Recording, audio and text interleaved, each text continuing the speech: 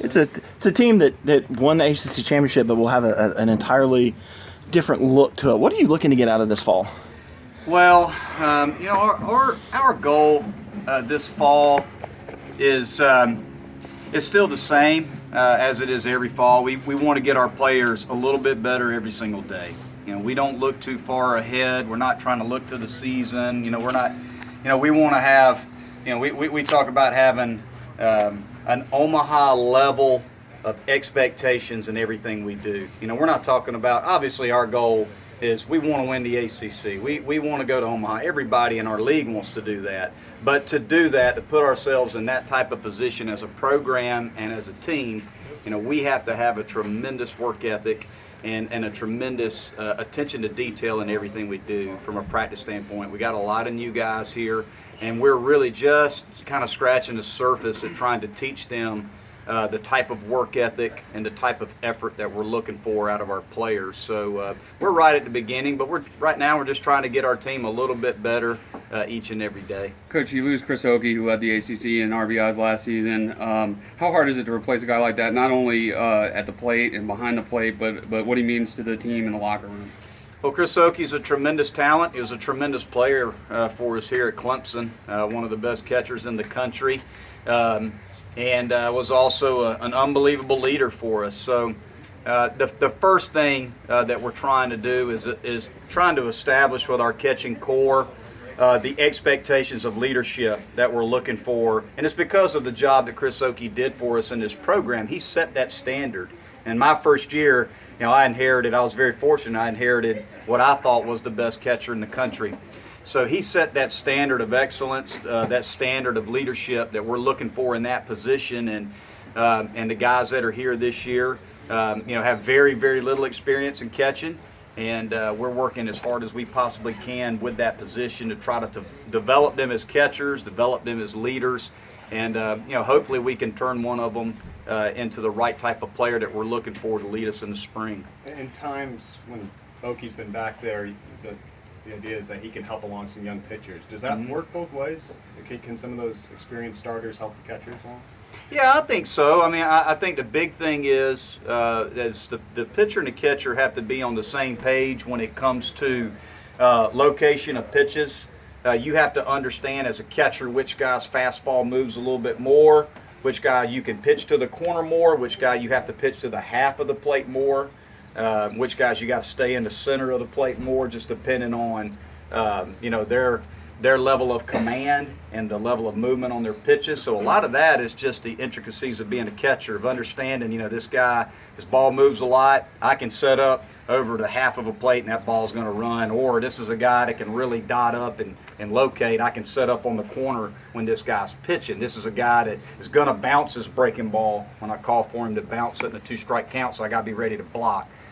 It's just a matter of understanding a pitcher's repertoire, his ability to locate his pitches, and that just takes time. That's going to take our catchers and our pitchers working together and understanding, what they're looking for in each other to make each other better. That being said, you called your pitches in from the dugout last season. How much easier does that make the transition to a new catcher? It makes it easy, but we've always done that. I've always felt like, the pitching coach needs to call the game. We give our pitchers the right to shake a pitch off. We always want our pitchers to throw every pitch with 100% conviction. So if we call a pitch from the dugout and they're not 100% convicted in throwing that pitch, we give them the ability to shake. That being said, when they shake and they go to another pitch, there's sometimes going to be repercussions, but pitchers have to understand that. But we call the pitches, and then the pitcher does have the option to shake to another pitch if he wants to, because we have the scouting reports on the teams we play. Andrew is one of the best in the country at calling games and understanding what it takes to get that other dugout out, that lineup out, and that other dugout. So, we feel very confident with what we're doing, and it does make the transition a little bit easier. But most of us at the college level are calling pitches, so we try to take that out of the catcher's hands and just let him focus on setting up where he needs to set up and in receiving and blocking. When CJ decided to come back for his senior season here, CJ Spiller, Dabo said he felt like he got a 10-star recruit. Do you feel that way with Pat Krall? Absolutely. He was our biggest recruit coming back.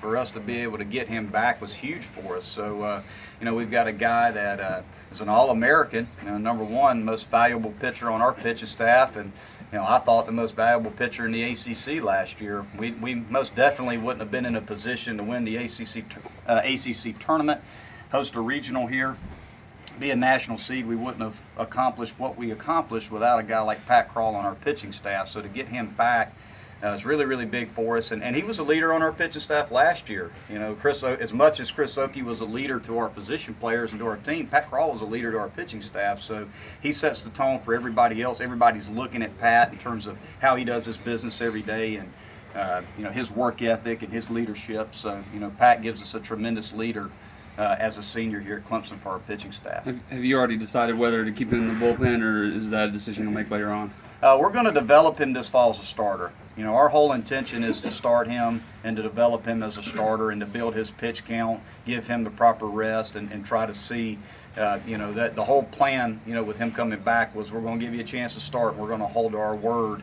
It's something that obviously once we get into the spring, we'll look at our personnel and we'll talk to Pat and we'll put him in the best position that we can put him in to be successful to help our team win. But our plan is to start him, so I would anticipate when we get the opening weekend, he's going to be starting for us. Just to be clear with Chase Pinder, do you want to keep him in center, or would you consider moving him back a second? No, we're going to leave him in center field. We feel like Chase has developed into an above-average defender in center field. And we need him in center field. We don't have a lot of options in center field besides Chase, outside of KJ. KJ could slide over and play center field. And we got a couple other guys that could possibly do it, but we feel like Chase is an above-average defender in center field, and we feel like we have some good options defensively at second base to where we wouldn't need to make that move. And that with Seth, definitely just right field, DH, switch it up, got KJ. Actually, we're going to work Seth at first base. We've been working with Seth ever since the school year started at first base. Every single day, hitting him ground balls, teaching him how to work around the bag, and it's going to be a process. Like any time you change a position, it's not easy, but Seth is very receptive to it, and we feel like it's best for him individually and in his career moving forward. We also feel like it's best for us. We feel like it gives us some options to get some other guys into the outfield if he can make that adjustment. So, we've put him at first base. We're working really, really hard with him there. It's going to be a process, but he's getting better and better. And now we're starting team practice, so now we can see how he does at game speed. But it's going to take some time, and we're going to be very, very patient with him, and we're going to spend a lot of time. Bradley LaCroix, our infield guy, is going to work with him and try to do everything we can to get him ready. Who goes in with the second base, shortstop, third base, first opportunity? Well, we're going to have a brand new infield. We really are. You look at the catching position, we're going to have a new guy. We have a new guy at third, new guy at short, new guy at second, new guy at first. So, our whole infield is going to be new. The guy that really stands out to me at third base right now is Patrick Cromwell, young man that we brought in from a junior college out in California. He's a left-handed hitter. Just into drill work we've been doing, hitting them ground balls, having them throw the ball to bases and those kinds of things. He looks like he's going to be very, very good defensively at third base. He's also a left-handed hitter that can really swing the bat. Hit over 300 out there in California. Hit over 300 this summer in the Northwoods League. Had some pro interest. He's a good player. Going to be a good player. Shortstop, we got a young man in Logan Davidson, true freshman from Charlotte. Logan honestly could have signed for first or second round money if he wanted to. If he wanted to play professional baseball, there were teams that were interested in taking him late in the first, early second round. So we feel like we got a guy that is an unbelievable talent at shortstop. He's a switch hitter. His dad played at Clemson in the early 80s for Coach Wilhelm. Went on to play 6 years in the big leagues and went to the same high school Richie Schaefer went to. But we feel like he's an above-average defender right now. I feel like he's really, really good defensively. He's a switch hitter, can really, really run. He's got to get stronger, got to develop, and he's a freshman. Another young man in the mix there is going to be Grant Cox. Grant's hurt right now. Hopefully he can get healthy. We don't think it's anything too seriously, but Grant's another young man that redshirted last year due to an injury, but could really play defense. And we've got some other guys in the mix there. Adam Renwick, potentially, he's kind of a utility infielder. Jordan Green so far has looked really good at second base. We moved Jordan over to second base, which is more of his natural position, and he's looked really good in drill work.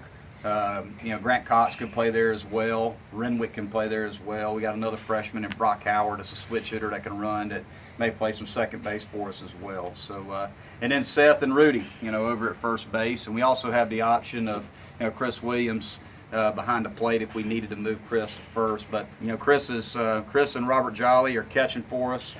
We got a freshman in Kyle Wilkie, he's a true freshman. But we expect Chris and Robert, to be kind of our 1 and 2 right now. They're older guys. Chris has looked really good in drill work, and we're gonna spend most of our fall with him behind the plate, with the anticipation of him and Robert working back there. Where does Bird fit in? Or did you say? I didn't mention Bird because he's hurt. Okay. And that's just, he hasn't been able to practice at all since the school year started. He injured his back in summer ball, and we're going to have to take some time with him. We're going to have to take some time with him. Don't know when. We're going to get Grayson. Grayson's a great kid, and another kid that's got some ability, left-handed hitter, could play second base or shortstop. But Grayson has been injured for the whole fall so far. He hadn't really been able to do anything. So, right now, our main goal is just trying to get him healthy before we can see kind of where he's at. Any thoughts about the ACC championship being moved out of Durham? Any ideas of where you might like to see it played? Oh heck, you'd like to have it here in South Carolina somewhere. And now, obviously we have no control over that based on some of the pro parks that are out there, whether the pro team's playing there or not during the ACC tournament. I'm sure that from a timing perspective, the ACC will look at those different venues and other venues, I'm sure, outside of South Carolina, and just try to see if there's one that fits from a fan standpoint of being able to draw big crowds, and one where all the teams in the ACC can get in and out of from a travel perspective that fits. So, we'll go wherever they tell us to go. Obviously, we hate that it's not in Durham, but it is what it is. We just have to adjust and move on and get ready for it wherever it may be. But hopefully we're in a position to be in the ACC tournament again. After our spring season, and we can try to make another run at the ACC tournament wherever it is. So we loved it in Durham. We thought that obviously it was very good to us last year. We had a great time playing there, and they did an excellent job there. The folks in Durham did an excellent job. But it's unfortunate. But it is what it is, and we just have to, adjust, and we can't control it. We'll go wherever they tell us to go. Hopefully it's in South Carolina somewhere. That'd be great. Coach, how much does last year's success, the ACC title, national seed, how much excitement and energy does that give the team heading into the league? Well, I think our guys all, have a high level of expectations for themselves individually and for this team this year. It's a different year and it's a different team. So, what we could look at last year, last year's team won 24 games out of 44 coming from behind. So it was a special team when it comes to, playing from behind and competing for 9 innings every single pitch. I think it just goes to show the makeup of the players that we had in the program.